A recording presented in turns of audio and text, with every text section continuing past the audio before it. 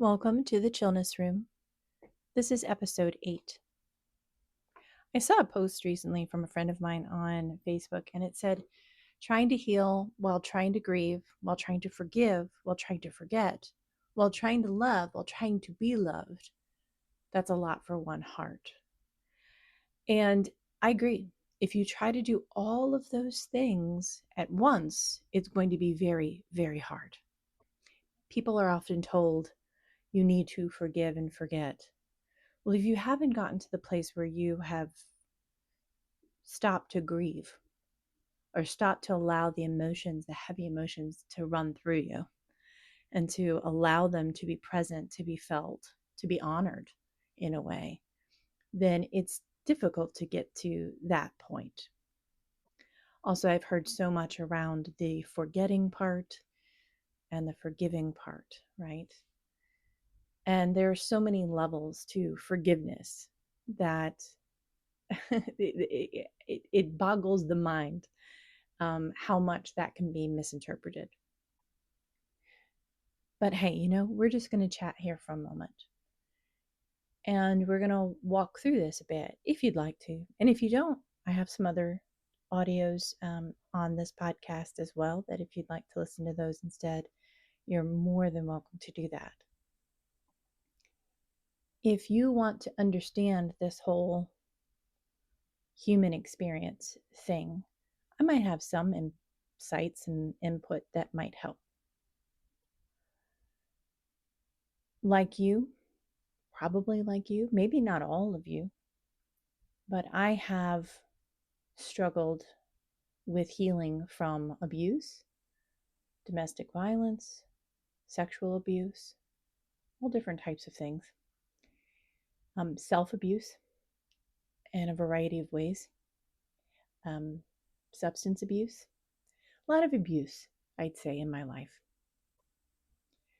But each thing that did not hurt me to the level of a complete loss of who I am, all of those things brought to me an understanding. And this is not something, this is something people say to themselves too, right? Is they say, well, what doesn't kill you makes you stronger. Is a true statement, but not all that helpful in the moment. But it's still true. So I'm going to go back to that quote, trying to heal. Okay, so first of all, trying to heal. That's a very interesting statement. If you try to do something, right? Yoda taught this from a very long time ago. Try or do not try. It's either do or do not, right? It's not try. Because what it signals to our mind is that I'm just trying it. So there's no commitment to that shifting me in any way. I'm trying to do it. And so you could be in the process of it. You could be open to it. You could be in the process of allowing it. You could be considering it as an option. You could be looking at the pros and cons of healing and what that means for your life and your life experience. But we don't try to heal, right? We're in the momentum toward it. Okay, so if we can all be kind of in agreement of saying, I like to look forward to things that help me feel better in my life, that is healing. That is connecting with that stream of unending health and benefit in all its forms, right? Again, while trying to grieve. I got to tell you, anybody who's ever grieved, they don't necessarily try to do it. In many ways, it is something that is handled in a way that shakes you apart in the most incomprehensible, painful moments in an entire existence of a felt present moment existence or a lifetime. So when we think about something like trying to do it, I know that that's not what this author meant, but just playing with the semantics of this word. and saying, well, for me, grief has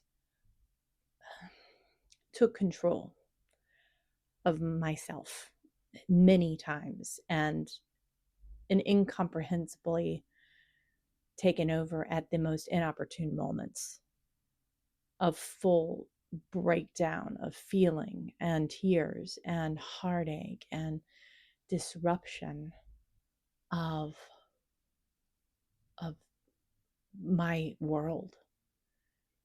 So grief is something that can be active in our experience. And sometimes it's not as active in our experience. You see the difference? We don't try to do it. It's either active or it's inactive. But if you've suffered a great loss in your life, it's going to be there. It's available, right? Just like chillness is available.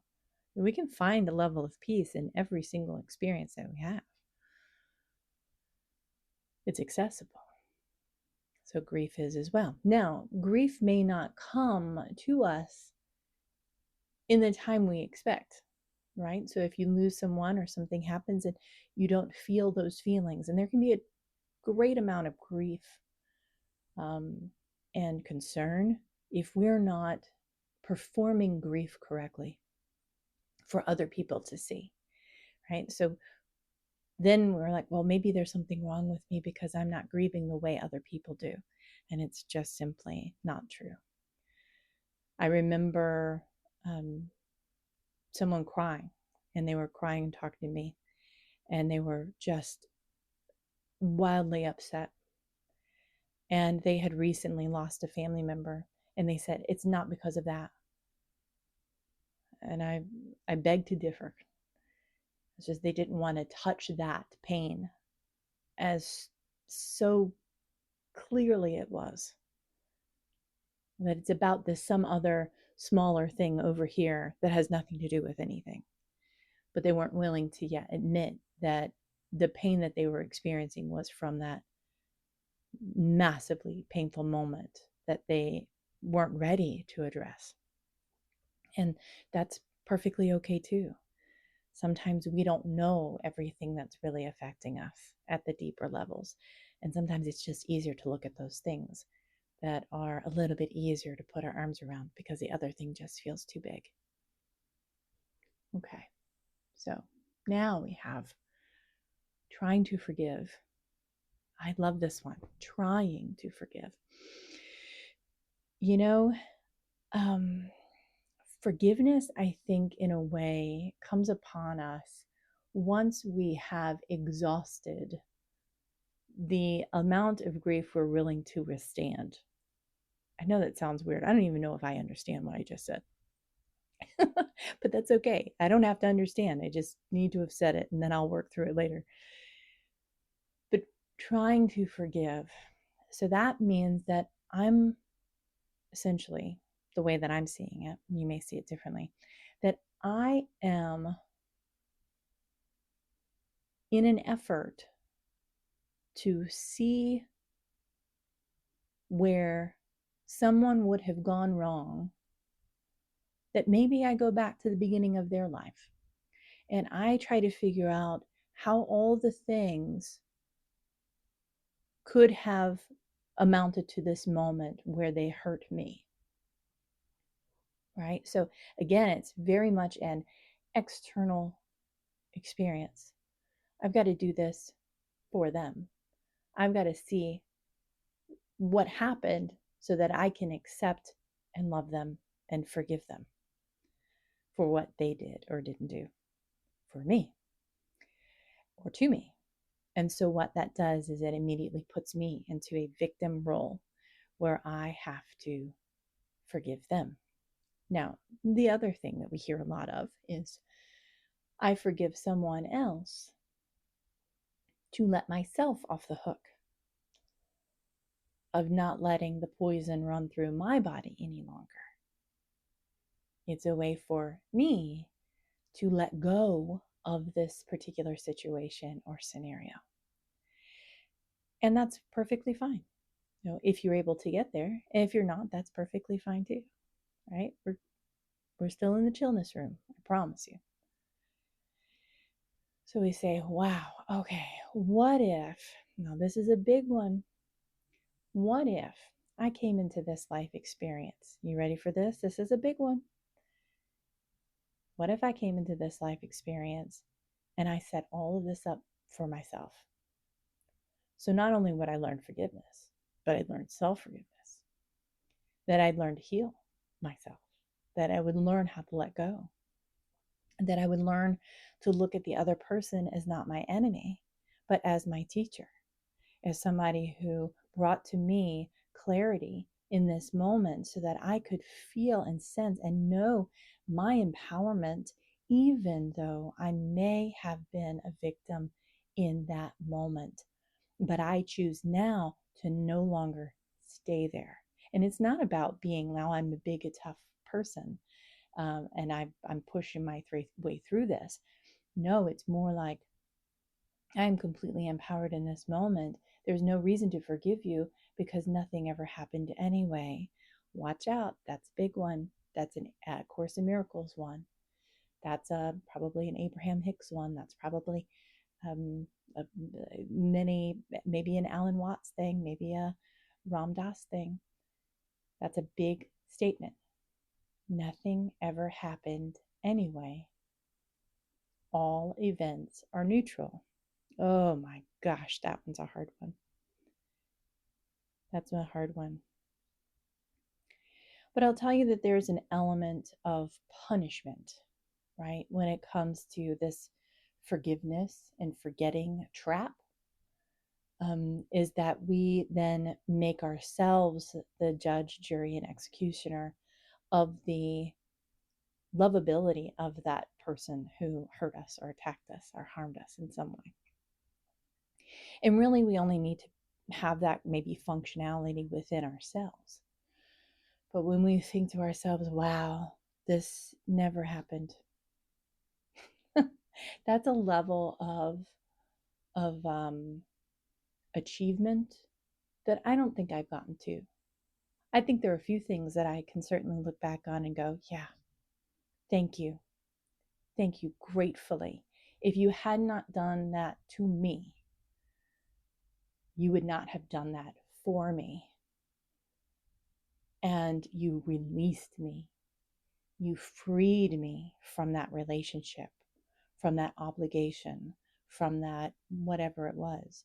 Because now I no longer, and it is validated by every single human being on the planet that could look in on this situation to say, yeah, Kira, you don't ever have to talk to that person again, or you don't ever have to do anything that would be in opposition to your highest good, because this happened to you, and so in a way it's an incredibly freeing moment being a victim. I know this is going to sound crazy, but being a victim can be incredibly powerful. And so when we look at ourselves and we look at the places that we have, I'm going to say, victimized ourselves. Well, that's a hard one too. But in places that we have victimized ourselves, is that, and I'm not victim blaming here, I'm just saying that at some point there comes a time where we have to step out of that role. Every single one of us, no matter how bad it was, we have to be willing to step out of that role. Now, it doesn't mean that we begin to become attackers. It's not that. Or because we need to become victors, but at minimum, we find peace within ourselves around any of these situations. So if we take forgiveness out of the situation, out of the equation altogether, and replace it with peace, maybe you have to take the forgiveness step first. I don't know for you. But if we replace forgiveness with peace, not only do you not need to try to forget then, it's as if it never happened because your peace is solid. It takes sometimes years of grieving, of analyzing, of coming to an understanding about what's happened, about reflection, about knowing your role in the process, and releasing it. That can take years. So believe me when I say the man who made time made plenty of it. So you don't have to do it right now.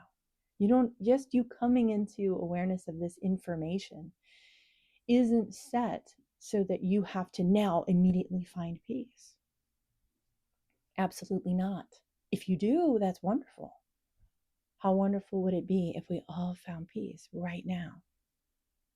Can you sense how incredible that would be?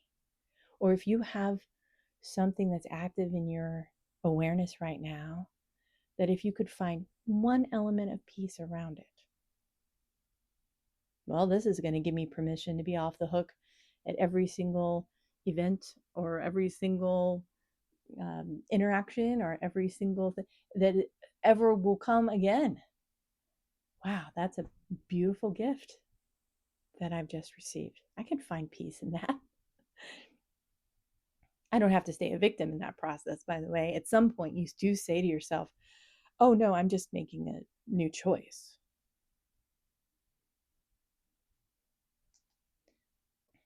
And you're so firm and solid on your new choice, you don't need a reason why. You don't need to go back and justify and say, yeah, but remember that time that I was beat up? That means I don't have to do XYZ anymore. You won't ever have to justify if you don't want to, right? And so you get to a point where you just go, yeah, no, I love you so much. No. And because people who really genuinely care about you and who are in your life in that way will say, okay, I love you too. And then there's nothing there. There's no thread of victimhood that you have to hold up. You get to drop that. And if you have really good people in your life, which I hope you do, that see you and love you and care for you, trust me when I say they'll understand. And they'll just go, okay. So now you've gotten rid of the forgiveness part and the forget part, and you can just lean into any single moment that may not have anything to do with the problem that you're facing and find peace, gentleness, connection, love, and just honoring who you are and your preferences, your choices, because they bring you to feelings of happiness and goodness. So then we get to this big one called love. While trying to love, while trying to be loved. Again, that trying word, it's such a word that holds us back from true happiness and true unconditional love. You don't try to love. Love is freely given, freely received, freely. There's no tentacles in it. There's no push me, pull you situation in it. There's no, I've got you to do this, so now I have to do this, and now you're doing this, and now I have to do this, because if I don't do this, I'm going to lose your love. And if I lose your love, then I'm going to feel less worthy. And if I feel less worthy, then I'll just lose everything. Untrue. All of that is untrue, but we were taught that that's the way to go about it. I'll tell you, when you experience love without expectation, and that's what we call unconditional love, oh, there's really not a lot going back on that. It's really hard to witness it with other people because you suddenly realize the game, and you realize that this back and forth bit, it just doesn't work. It's unhealthy. And then trying to be loved. Remember, receiving. It's freely given, freely received. It's free. Any way in which there is something that's a requirement in it, that you do, be, have something different in it, that you expect something be different in it, It's no longer love. It's okay. We've survived on it. All of us have for a number of years. We've all had the experience of it, right? Of this trading thing called love. But that's not love. It's not real. So we don't try to love. We just love. And we love usually once we've gotten to this place where people have given us love and we have freely received it enough so that we don't have to forgive and forget. We already have peace. We don't try to heal, we're just healing. We don't try to grieve. Grief will always come in waves. It's a part of human nature. Now, that doesn't mean that it won't become less and more manageable and become more of a memory of a time of those feelings of that person or that thing that has passed by, and they'll become more like memories.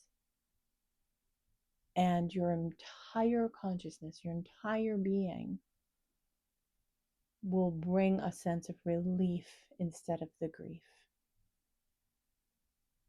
So allowing this process to unfold in whatever way feels right to you is the best way to connect the dots for this particular saying. So when I say all the things, we had that post that a friend posted, which is not an untrue post. I think that most people, when they look at something like this, they go, yeah, that is overwhelming. But there is a deeper message to it. And I wanted to share this with you today so that you could be offered another point of view. And in my offering of that point of view, I hope that it comes to you in a way that you're able to receive it and to hear it. And so, even though I know that the Chillness Room is about relaxation, it's also about peace and all the things that can keep us apart from that peace. And this is something that does that. So, true loving moments of self acceptance in all forms is going to take you out of this feeling of overwhelmment. And I know that that can take some time. So let yourself have the time. Let yourself off the hook and trust that the process is in motion now for you right now. It's already started. So find the peace you seek today, and I'll be around for the next one. Take care.